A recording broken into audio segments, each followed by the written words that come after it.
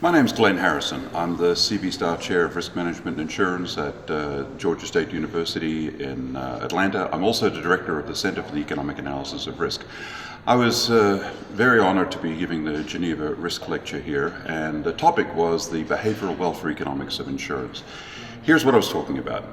First of all, when we're evaluating insurance products, we need to evaluate the expected consumer surplus to the person who's buying the insurance. What we mean by that actually is that's just a technical expression for the peace of mind that we hear insurance companies talk about.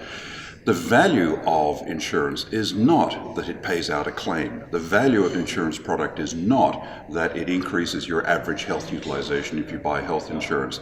The value of insurance is not that you simply purchase the insurance. The value is, before you've purchased the insurance, that you believe that the benefits of buying the insurance exceed the costs. A famous advocate of insurance, actually famous scholar, Solomon Hübner at the Wharton School, when he was convincing people about the nature of the product of insurance back in the 1930s and 1940s in the US, used to say that the best insurance product is one where you don't break your hip and get a claim for it. You don't want to break your hip. What you're paying for is the peace of mind. Now that seems like a self-evident statement until you actually look at the literature. And there's a lot of literature around the world by regulators, by governments, by policymakers that is evaluating insurance companies by simple metrics such as whether people buy it, or whether the buying the insurance has led people to use better cropping patterns or use health services more. Those are byproducts. They're great things to get from an insurance product, and indeed in many circumstances we see that happen as a part of better risk management. But here's the problem. What if we don't see take-up of an insurance product or large take-up? What if we don't see a large increase in utilization? The insurance product could still be doing its job as a risk management tool because it could still be giving people peace of mind. So the first point, I had 2 points to make. The first point is that we need to reorient a lot of the research on the value of insurance, the value proposition as it's referred to talk about the expected consumer surplus that individuals get when they buy the insurance product.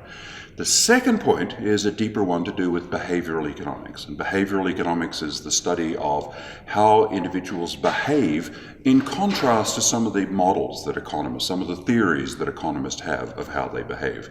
It is not, as it's often presented, about anomalies or errors or mistakes or irrationality. It's just simply looking at how people actually behave and contrasting that with our theories of how they should behave.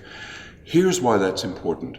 We need to move away when we're evaluating insurance products from assuming that when somebody has purchased the product, they've made the right decision.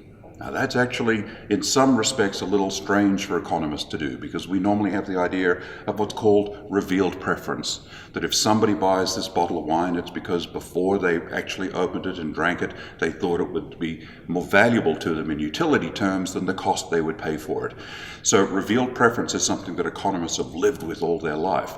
But just think about the following problem. If I look at somebody's choices as to whether they'll buy an insurance product, and I infer their risk preferences from the fact that they bought that insurance product. So I observe some people purchase and other people don't, and I say that the people who've bought the insurance under some simple theories of risk aversion must be more risk averse than other people, then I'm basically dooming my policy analysis to show that the purchase of insurance is a good thing in expectation.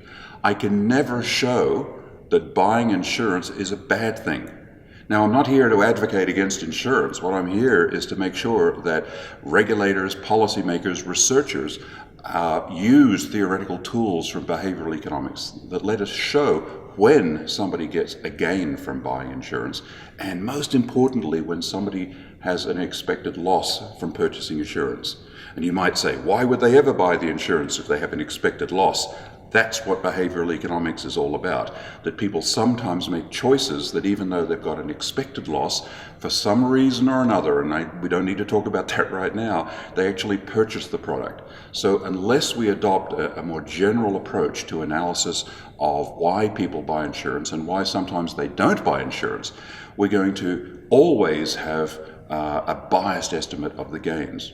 One other final point. I mentioned there the people who didn't buy insurance. Very often when we're evaluating an insurance product, we look under the lamppost. We look at the people who actually purchased the product. We don't look at the people who don't purchase the product. And of course, it could be that's where some of the largest errors are made. Somebody should be buying the insurance product if they properly understood the insurance product, but they don't. So the lessons from what I'm talking about are, first of all, that all economists, whether you're a behavioral economist or not, should be worrying much, much more about individual welfare effects with respect to the insurance product. And there's been a dramatic and stunning shortage in the literature about that. The second point I'm making is that we need to be sensitive to some of the lessons from behavioral economics, that people don't always behave the way our theories say they'll behave. So when you do that, you can allow for the fact that some people might actually make a loss from buying the insurance product. The final contribution is to actually say that what is the size of the gain or the size of the loss that you have from purchasing or not purchasing. Revealed preference only ever says, was it a good thing or a bad thing? It never tells you, was it a big good thing or a small bad thing? That's what we need to be able to do. We need to be able to quantify those losses. Then we can start looking at improving the insurance product, improving insurance literacy, and we actually then can measure the effect of those interventions on what we care about, the welfare of individuals. Thank you.